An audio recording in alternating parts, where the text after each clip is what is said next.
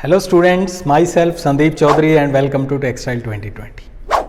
आज हम shuttle less looms के बारे में डिस्कस करेंगे और मैं कोशिश करूंगा कि आने वाले 4-5 या जो भी जितने भी वीडियो हों उनमें हम जो एडवांस वीविंग के टॉपिक्स हैं जैसे air jet loom, water jet loom, rapier loom, projectile loom, उन सब के बारे में उन वीडियोज़ में हम डिस्कस करें और उस पूरे टॉपिक को मैं कवर करने की कोशिश करूँगा आने वाले कुछ वीडियोज़ में।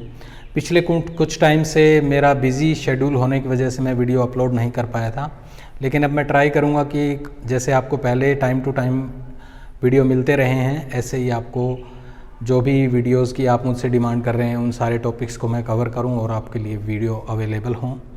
और जैसा कि मैं हमेशा कहता हूं, अगर आपने हमारे चैनल को सब्सक्राइब नहीं किया है तो हमारे चैनल को सब्सक्राइब कर लीजिए और बेल आइकन को प्रेस करके ऑल पे क्लिक कर लीजिए ताकि हमारे लेटेस्ट वीडियो का नोटिफिकेशन आपको सबसे पहले मिल जाए। तो चलिए स्टार्ट करते हैं। तो इस टॉपिक को स्टार्ट करने से पहले हमें पता होना चाहिए कि शटल लूम और शटललेस लूम्स के बीच में क्या डिफरेंस है। जैसा कि हम जानते हैं कि शटल लूम्स के अंदर हम वेफ्ट को इंसर्ट करने के लिए शटल का यूज़ करते हैं। शटल एक तरह की डिवाइस होती है, जैसा आप डायग्राम में देख सकते हैं। ये एक वुडन डिवाइस है या एक व्हीकल है वेफ्ट के लिए, जिसके अंदर पर्न होता है। उस पर्न के ऊपर हमने वेफ्ट को वाइंड किया हुआ है और शटल एक शटल बॉक्स से दूसरे शटल बॉक्स तक ट्रैवल करती है, जिसकी वजह से वेफ्ट यार्न इंसर्ट होता है। तो शटल लूम्स के अंदर मेनली हम शटल का यूज़ करते हैं, जबकि शटललेस लूम्स में हम शटल का यूज़ ना करके कोई और मीडियम यूज़ करते हैं, जैसे कि एयर जेट एयर के प्रेशर को यूज़ करते हैं, या वाटर जेट वाटर के प्रेशर को यूज़ करते हैं, रेपियर हो सकता है, प्लास्टिक टेप या प्रोजेक्टाइल। इस टाइप के मीडियम्स का हम यूज़ करते हैं वेफ्ट यार्न को इंसर्ट करने के लिए लूम के अंदर। तो हम शटल के अलावा कोई और मीडियम यूज़ करते हैं जिससे हम वेफ्ट यार्न को इंसर्ट करते हैं शटललेस लूम के अंदर। और भी बहुत सारे डिफरेंसेस हैं शटल और शटललेस लूम के अंदर, बट ज़्यादा डिटेल में ना जाते हुए हम हमारे टॉपिक पे कंसंट्रेट करते हैं। तो अब बात करते हैं कि शटललेस लूम को हमने क्यों यूज़ करना स्टार्ट किया। क्योंकि शटल लूम्स की कुछ डिसएडवांटेजेस थी जिसको ओवरकम करने के लिए हमने शटललेस लूम्स का यूज़ करना स्टार्ट किया। अब शटल लूम के अंदर क्या डिसएडवांटेज थी, जैसा कि हम जानते हैं कि शटल का कुछ वेट होता है, जिस वेट के कारण जो फ्रिक्शन है वो ज़्यादा होता है और हम लूम की स्पीड को एक लिमिट तक इंक्रीज कर सकते हैं। क्योंकि शटल को एक प्लेस से दूसरे प्लेस तक ट्रैवल करने के लिए जो हमारा रीड स्पेस होता है उसके ऊपर रेस बोर्ड के ऊपर ट्रैवल करना पड़ता है, और शटल के नीचे छोटे छोटे व्हील्स लगे होते हैं जिनकी वजह से फ्रिक्शन होता है और एक लिमिट होती है शटल की स्पीड की, जिस वजह से हम शटललेस लूम की तरफ जो भी वीविंग प्रोडक्शन मेथड्स हैं उनको हमने शिफ्ट किया। तो शटल लूम के अंदर हमारे पास एक लिमिटेड स्पीड थी और उसका रीज़न था कि क्योंकि शटल को एक बॉक्स से दूसरे बॉक्स तक शिफ्ट करने के लिए हमें फोर्स की ज़रूरत पड़ती थी और वो एक लिमिटेड फोर्स ही हम अप्लाई कर सकते हैं। अगर हम बियॉन्ड द लिमिट जाने की कोशिश करते हैं शटल लूम के अंदर, तो उस केस में वाइब्रेशन, दूसरे पार्ट्स का वियर एंड टियर है वो बढ़ जाता है। जैसा हम जानते हैं कि शटल लूम के अंदर एक प्लेस से दूसरे प्लेस तक जाने के लिए हमें ओवर पिक मोशन या अंडर पिक मोशन का यूज़ करना पड़ता है। वो ओवर पिक या अंडर पिक मोशन शटल को स्ट्राइक करते हैं, जिसकी वजह से शटल एक बॉक्स से दूसरे बॉक्स तक ट्रैवल करती है और वेफ्ट यार्न को इंसर्ट करती है। तो उस फोर्स की भी एक लिमिट थी। अगर हम उस फोर्स को बढ़ाते थे तो हमारी जो वियर एंड टियर है लूम के अंदर वो बढ़ रही थी। इसके अलावा जो वाइब्रेशन होती है, बार बार जब पिकिंग स्टिक स्ट्राइक करती है शटल को, तो उसकी वजह से काफ़ी वाइब्रेशन होती है शटल लूम के अंदर, जिस वजह से भी ये एक डिसएडवांटेज माना गया शटल लूम का। इसके बाद नेक्स्ट, शटल लूम के अंदर जब हम पिकिंग करते हैं तो शटल को पास होने के लिए एक पैसेज की जरूरत पड़ती है, जो वार्प यार्न्स को डिवाइड करके हम क्रिएट करते हैं। अब शटल, जैसा कि हम जानते हैं, उसका एक फिक्स्ड एरिया है या उसकी जो हाइट और विड्थ है वो फिक्स है, तो हमें पैसेज जो उस शटल के हिसाब से क्रिएट करना पड़ता है। उससे कम नहीं रख सकते हम, क्योंकि शटल ट्रैप हो सकती है, वार्प यार्न्स को ब्रेक कर सकती है। दूसरा, उससे ज़्यादा करने पे भी पैसेज अगर हम ज़्यादा करते हैं तो भी वार्प यार्न्स को अप एंड डाउन होने में, टाइमिंग में ज़्यादा टाइम लगता है। तो शटल का एक पर्टिकुलर हाइट एंड विड्थ होने की वजह से हमें एक डिफाइंड पैसेज क्रिएट करना पड़ता था वार्प यार्न्स का।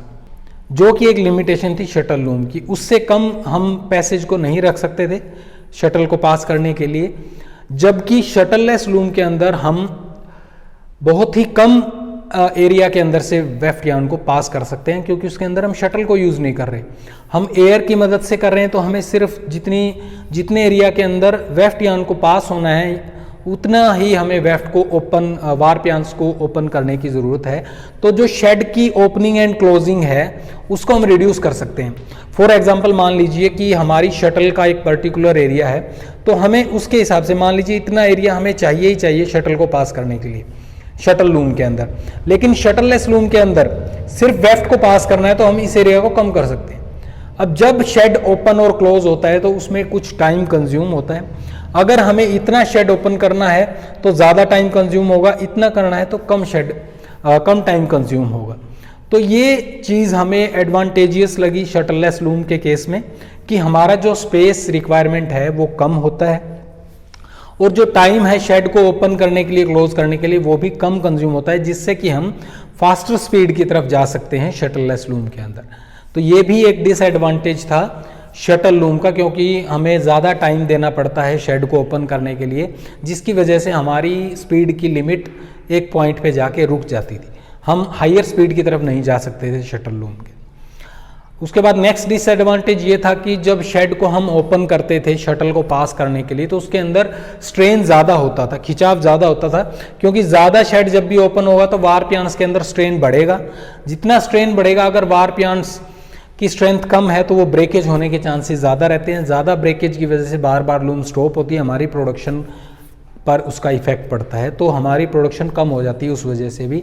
जबकि अगर हमारा शेड कम ओपन होगा तो वार्प यार्न के ऊपर कम स्ट्रेन पड़ेगा और हमारी लूम ज़्यादा देर तक कंटिन्यूसली चलेगी और हम ज़्यादा प्रोडक्शन अचीव कर सकते हैं शटललेस लूम के अंदर।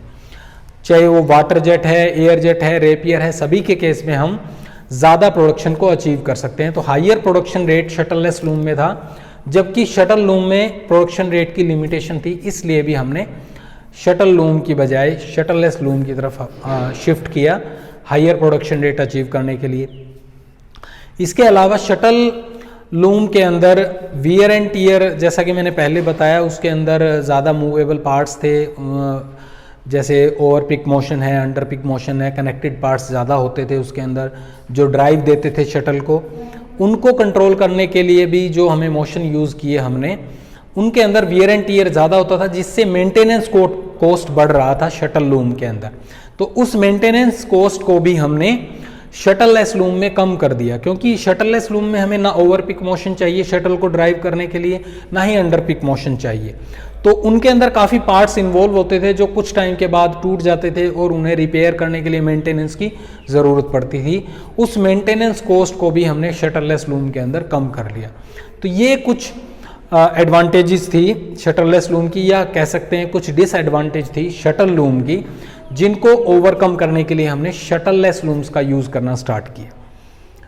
तो हमें थोड़ा इससे कॉन्सेप्ट में क्लैरिटी आएगी कि शटललेस लूम का हमने यूज़ करना स्टार्ट क्यों किया।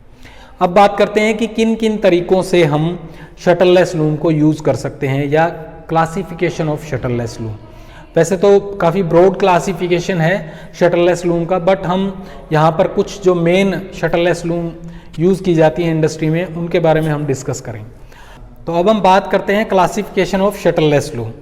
तो जैसा कि आप इस क्लासिफिकेशन चार्ट में देख सकते हैं कि ब्रॉडली अगर हम क्लासिफिकेशन देखें तो बहुत ज़्यादा variety of shuttleless loom available है। उसमें सबसे पहले है ग्रिपर लूम या प्रोजेक्टाइल लूम। प्रोजेक्टाइल लूम के अंदर भी उसकी फिर हम दो सब कैटेगरीज में डिवाइड कर सकते हैं। पहली है सिंगल प्रोजेक्टाइल लूम, दूसरी है मल्टीपल प्रोजेक्टाइल लूम। उसके बाद नेक्स्ट है रेपियर लूम। रेपियर लूम में हम एक प्लास्टिक टेप का यूज़ करते हैं, जो कि दो तरह से हम उसको यूज़ कर सकते हैं। एक रिजिड रेपियर लूम होती हैं जिसके अंदर जो हमारा रेपियर है वो रिजिड फॉर्म में होता है, उसको हम बेंट नहीं कर सकते हैं। जबकि फ्लेक्सिबल रेपियर लूम के अंदर हम उसको एक सर्कुलर केसिंग के अंदर उसको फोल्ड कर सकते हैं, जिससे कि स्पेस रिक्वायरमेंट कम की जा सकती है रेपियर लूम के अंदर। तो रेपियर की दो टाइप हैं, रिजिड रेपियर, फ्लेक्सिबल रेपियर। उसके बाद नेक्स्ट है फ्लूइड जेट लूम्स, वो भी एक शटरलेस लूम का एक टाइप है जिसके अंदर हम किसी फ्लूइड का यूज़ करके वेफ्ट को इंसर्ट करते हैं शेड के अंदर। तो फ्लूइड जेट लूम में भी दो वैरायटी हैं, एक है एयर जेट, एयर को हम यूज़ करते हैं, दूसरा है वाटर जेट जिसके अंदर हम वाटर को यूज़ करके वेफ्ट यार्न को इंसर्ट करते हैं। उसके बाद नेक्स्ट है multi phase loom. Multi phase loom के अंदर भी हम अलग अलग तरीके से बिना शटल के वेफ्ट यार्न को इंसर्ट कर सकते हैं। उसमें भी दो तरीके से हम यूज़ कर सकते हैं उसे, एक warp wise multi phase loom और दूसरी weft wise multi phase loom, but ये बहुत ही कम यूज़ होती हैं। इसमें वेफ्ट वाइज में भी दो सब कैटेगरी हैं इस टाइप की शटरलेस लूम की। पहली है linear weft wise multi phase loom और दूसरी है सर्कुलर मल्टी फेज लूम। तो इन तरीकों को यूज़ करके भी हम शटरलेस लूम का यूज़ कर सकते हैं। तो ये एक ब्रॉड क्लासिफिकेशन है जिसके अंदर सभी तरह की जो शटरलेस लूम हम यूज़ कर सकते हैं उनके बारे में थोड़ा थोड़ा उनके नाम और जो भी उनकी सब कैटेगरीज हैं उनको हम देख सकते हैं। इनमें से मेनली जो हम डिस्कस करेंगे वो चार हैं, air jet loom, water jet loom, rapier loom और प्रोजेक्टाइल लूम। ज़्यादातर इंडस्ट्री में इन्हीं लूम्स का यूज़ किया जाता है। इसके अलावा जो मल्टीफेज लूम में सर्कुलर नीटिंग मशीन है उनका भी काफ़ी यूज़ किया जाता है, बट जो मेन हमारी शटरलेस लूम है उनमें ये चार ही आती हैं, air jet loom, water jet loom और रेपियर लूम, प्रोजेक्टाइल लूम। अब हम वन बाय वन इनके बारे में थोड़ा ब्रीफ इंट्रोडक्शन पढ़ेंगे, डिटेल में हम आने वाले वीडियोज़ में इनके बारे में स्टडी करेंगे। तो सबसे पहले बात करते हैं एयर जेट लूम की। एयर जेट लूम के अंदर हम शटल की जगह एयर, कंप्रेस्ड एयर जो कि बहुत हाई प्रेशर के साथ होती है उसका हम यूज़ करते हैं वेफ्ट यार्न को इंसर्ट करने के लिए। कंप्रेस्ड एयर को हम पाइप्स के थ्रू लूम के अंदर लेके आते हैं और लूम के जहाँ पर हमें वेफ्ट यार्न को इंसर्ट करना है वहाँ पर हमने नोज़ल लगा रखी होती हैं, जैसा आप इस डायग्राम में देख सकते हैं। उन नोज़ल्स की मदद से हम वेफ्ट यार्न को उस हाई प्रेशर के साथ इंसर्ट करते हैं। वो हाई प्रेशर एयर का उस वेफ्ट यार्न को आगे लेकर जाता है शेड में, थ्रू द शेड वो पास करता है और उसके बाद हम उसको बीटअप करते हैं और उससे फैब्रिक प्रोड्यूस करते हैं। बहुत हाई प्रेशर होता है, उस एयर जेट की वजह से, उस एयर प्रेशर की वजह से वो जो यार्न है वेफ्ट का वो हमारे शेड के अक्रॉस पास होता है। उसके लिए हम मेन नोज़ल, रिले नोज़ल इस टाइप का स्ट्रक्चर यूज़ करते हैं। डिटेल में हम इसके बारे में जो हमारा डिटेल्ड वीडियो होगा एयर जेट का उसके बारे में, उसमें हम इनके डिफरेंट पार्ट्स के बारे में डिस्कस करेंगे। उसके बाद नेक्स्ट है water jet loom. Water jet loom basically हम उन यार्न्स के लिए यूज़ करते हैं जो मॉइस्चर एब्जॉर्बेंस जिनका ज़ीरो या बहुत कम होता है, जैसे प्लास्टिक यार्न्स हैं, नायलॉन है, पॉलिएस्टर है, जिनका मॉइस्चर रीगेन बहुत कम होता है, जो मॉइस्चर एब्जॉर्ब नहीं करते हैं, उनके लिए हम वाटर जेट लूम का यूज़ करते हैं। इस केस में या इस लूम के अंदर हम वाटर के प्रेशर को यूज़ करते हैं वेफ्ट यार्न को अक्रॉस द शेड पास करने के लिए। एक साइड से दूसरी साइड तक वेफ्ट यार्न को ले जाने के लिए हम वाटर के जेट का यूज़ करते हैं। हम वाटर को मशीन के थ्रू या किसी पंप के थ्रू हम उसको हाई प्रेशर क्रिएट करते हैं वाटर का और उसको हम फिर नोज़ल में से पास करते हैं, जिसकी वजह से उस हाई प्रेशर के साथ जो हमारा वेफ्ट यार्न है वो शेड के अक्रॉस पास हो जाता है और फिर हम उसको बीटअप करके फैब्रिक प्रोड्यूस कर सकते हैं। इसको आप ऐसे भी समझ सकते हैं जैसे वाटर का प्रेशर आपने कई जगह देखा होगा, जब हम हमारी कार वॉशिंग के लिए लेके जाते हैं तो वहाँ पर बहुत हाई प्रेशर के साथ गाड़ी को वॉश किया जाता है, जिसकी वजह से जो भी मिट्टी उसके साथ चिपकी हुई है उसको हम आसानी से रिमूव कर सकते हैं। बहुत हाई प्रेशर क्रिएट किया जाता है वाटर का और उसको नोज़ल के थ्रू पास किया जाता है, जिससे वो एक जेट की फॉर्म में बाहर निकलता है और उस जेट के प्रेशर के साथ साथ हम वहीं पर उसके अंदर हम वेफ्ट को रखते हैं और वेफ्ट यार्न एक साइड से दूसरी साइड चला जाता है। अब मॉइस्चर रिगेन कम होने की वजह से वो यार्न्स वाटर को एब्जॉर्ब नहीं करते और वो वाटर लूम के अंदर से नीचे से हमने नीचे ड्रेनेज सिस्टम लगा रखा होता है, वहाँ पर वो वाटर कलेक्ट कर लिया जाता है, जिसको वापस हम सिस्टम के अंदर डाल के क्लीन करके उसको रीयूज़ भी कर सकते हैं। तो water jet loom mainly plastic yarns और जो कम मॉइस्चर रिगेन वाले यार्न्स हैं उनके लिए हम इसको यूज़ करते हैं। उसके बाद थर्ड है रेपियर लूम। रेपियर लूम सबसे वर्सेटाइल लूम मानी जाती है, जिसके अंदर हम हर वैरायटी का यार्न यूज़ कर सकते हैं, हर तरह का डिज़ाइन प्रोड्यूस कर सकते हैं और ये सूटेबल होती है हर प्रकार के फैब्रिक को प्रोड्यूस करने के लिए, इसलिए सबसे वर्सेटाइल माना जाता है रेपियर लूम को।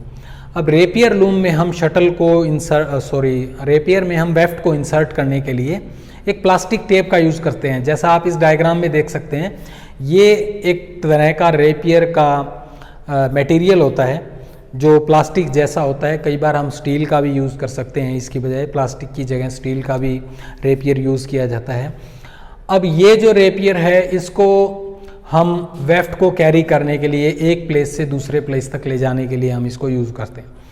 इसका फ़ायदा ये है कि जैसे शटल की जितनी हाइट होती है उससे काफ़ी कम, बहुत ही पतला होता है ये, जिसकी वजह से हमें शेड की जो ओपनिंग है वो कम करनी पड़ती है, जिससे हमारा टाइम सेव हो जाता है और हम जल्दी जल्दी शेड की ओपनिंग और क्लोजिंग कर सकते हैं, जिससे जल्दी जल्दी हमारा फैब्रिक प्रोड्यूस होता है। तो रेपियर हम रिजिड रेपियर यूज़ कर सकते हैं, फ्लेक्सिबल रेपियर यूज़ कर सकते हैं। अब दोनों में अंतर ये है कि रिजिड रेपियर के अंदर हम रेपियर जो हम लेंगे वो हमारा रेपियर रिजिड है, इसलिए उसके लिए हमें बाहर एक्स्ट्रा स्पेस रखना पड़ेगा। जैसा आप इस डायग्राम में देख सकते हैं कि जो भी रेपियर हमारा, जितना रेपियर अंदर जाएगा वो बाहर उसको रेस्ट करने के लिए, जब वो बाहर आएगा वेफ्ट यार्न को छोड़ के, तो हमें उसके साइड में, लूम के साइड में उतना स्पेस रखना पड़ेगा। तो इसमें स्पेस रिक्वायरमेंट ज़्यादा होती है। रिजिड में और फ्लेक्सिबल में दोनों में हम सिंगल रेपियर भी यूज़ कर सकते हैं और डबल भी यूज़ कर सकते हैं। सिंगल रेपियर में जैसे पूरी विड्थ में एक ही रेपियर जाएगा वेफ्ट को छोड़ के, फिर बाहर आएगा। जबकि डबल में क्या होगा कि हम दोनों तरफ से रेपियर को इस प्रकार से इंसर्ट करेंगे जो सेंटर में वेफ्ट को ट्रांसफ़र करके दोनों बाहर आ जाएंगे। तो हमें दोनों तरफ स्पेस रिक्वायरमेंट होगी रिजिड के केस में। जबकि फ्लेक्सिबल रेपियर के केस में, जब हम फ्लेक्सिबल रेपियर यूज़ करते हैं तो हम उसको एक सर्कुलर केसिंग के अंदर, इस तरह का सर्कुलर बॉक्स होता है, उसके अंदर हम उसको वाइंड कर सकते हैं सर्कल की फॉर्म में, जिसमें से वो बाहर निकलेगा, लूम के अंदर जाएगा, फिर वापस उस केसिंग के अंदर आ जाएगा। जैसा हमने जो इंच टेप यूज़ करते हैं, जो अलग अलग तरह के कारपेंटर होते हैं या जो कंस्ट्रक्शन का काम करते हैं, उनके पास एक टेप होता है छोटे से बॉक्स में, उसको वो निकालते हैं, जब यूज़ करके छोड़ देते हैं, वो वापस उसके अंदर चला जाता है। तो इसी तरह से ये जो रेपियर है ये सर्कुलर केसिंग के अंदर फोल्ड होता है, जब ये बाहर आता है तो लूम के अंदर चला जाता है, वेफ्ट यार्न को छोड़ के फिर वापस केसिंग के अंदर चला जाता है। तो फ्लेक्सिबल रेपियर का हमें ये फ़ायदा है कि हमें कम स्पेस की रिक्वायरमेंट होती है आउटसाइड द लूम, हम स्पेस बचा सकते हैं। जबकि रिजिड रेपियर के अंदर हमें ज़्यादा स्पेस रखना पड़ता है, क्योंकि जो हमारा रिजिड रेपियर है वो बेंट नहीं हो सकता, वो स्ट्रेट रहता है। तो दो तरीके से हम रिजिड और फ्लेक्सिबल रेपियर लूम को यूज़ कर सकते हैं। और इसमें भी मैंने बताया कि सिंगल रेपियर, डबल रेपियर, उसमें भी हम स्पेस को सेव कर सकते हैं जिस प्रकार से हम यूज़ करना चाहते हैं। उसके बाद लास्ट है प्रोजेक्टाइल लूम। प्रोजेक्टाइल लूम में हम एक स्टील एलिमेंट इस तरह का, ये जो आपको दिखाई दे रहा है, इसे हम प्रोजेक्टाइल बोलते हैं, ये स्टील का बना होता है। इसको हम एक प्रोजेक्टाइल बॉक्स के अंदर से स्ट्राइक करते हैं, जिसकी वजह से ये जो गाइड होते हैं, जैसे आप डायग्राम में देख सकते हैं, इन गाइड्स के अंदर से होते हुए ये पास होता है और अपने साथ ये वेफ्ट को कैरी करता है एक प्लेस से दूसरे प्लेस तक। इस प्रोजेक्टाइल का कुछ वेट होता है अराउंड 40 to 45 ग्राम्स, और इसके पीछे वेफ्ट को कैच करने के लिए स्प्रिंग लगा होता है, जहाँ पे ये वेफ्ट को होल्ड करके रखता है। तो बॉक्स के अंदर प्रोजेक्टाइल होता है। सिंगल प्रोजेक्टाइल के इसके में हम सिंगल प्रोजेक्टाइल का यूज़ करते हैं। मल्टीपल प्रोजेक्टाइल में हम एक से ज़्यादा प्रोजेक्टाइल्स का यूज़ करते हैं, जो कंटिन्यूअसली वेफ्ट का ट्रांसफ़र एक साइड से दूसरी साइड करते रहते हैं। एक कन्वेयर बेल्ट लगी होती है, जिस पे यहाँ से जो प्रोजेक्टाइल वेफ्ट को लेके चलेगा वो दूसरी साइड कलेक्ट कर लिया जाता है, वहाँ से वो कन्वेयर बेल्ट से होते हुए दोबारा वापस बॉक्स में आता है। और जब तक वो ये रिटर्न प्रोसेस कर रहा होता है, तब तक हम जो दूसरे प्रोजेक्टाइल हैं, उसके बाद पहले जैसे एक प्रोजेक्टाइल को हमने पुश किया शेड के अंदर, वो जब नीचे आ रहा है तो दूसरा प्रोजेक्टाइल उसके बाद तुरंत हम उसको भी प्रोजेक्ट कर देते हैं, वो दूसरा वेफ्ट लेके जाता है, फिर तीसरा। ऐसे ये एक चेन में इस प्रकार से चेन चलती रहती है, और जो प्रोजेक्टाइल हैं वो एक के बाद एक वेफ्ट को इंसर्ट करते रहते हैं। और इस तरह से बिना शटल के हम प्रोजेक्टाइल की हेल्प से हमारी वीविंग कर सकते हैं। तो इसमें भी हम काफ़ी जो शेड ओपनिंग और क्लोजिंग का स्पेस है उसको रिड्यूस कर सकते हैं और स्पीड को इंक्रीज़ कर सकते हैं। तो ये 3 या 4 टाइप की शटललेस लूम मेनली इंडस्ट्री के अंदर हम यूज़ करते हैं। सर्कुलर लूम भी यूज़ की जाती हैं, पर मेनली इन लूम्स के बारे में हम आने वाले कुछ वीडियोस के अंदर डिस्कस करेंगे। तो आई होप आपको ये टॉपिक समझ में आया होगा। अगर आपको ये वीडियो अच्छा लगा तो प्लीज़ इसे लाइक कीजिए, शेयर कीजिए, कमेंट कीजिए। और मैं अपने सभी व्यूअर्स का बहुत बहुत आभारी हूँ, आप लोग मेरे चैनल को सपोर्ट कर रहे हैं। आप दूसरी अपडेट्स लेने के लिए हमारे इंस्टाग्राम चैनल textilehelp_official विजिट कर सकते हैं। आप हमसे कांटेक्ट करने के लिए हमें मैसेज कर सकते हैं मैसेंजर पे textilehelp.org। Thank you so much for watching. Keep supporting, keep learning, keep smiling.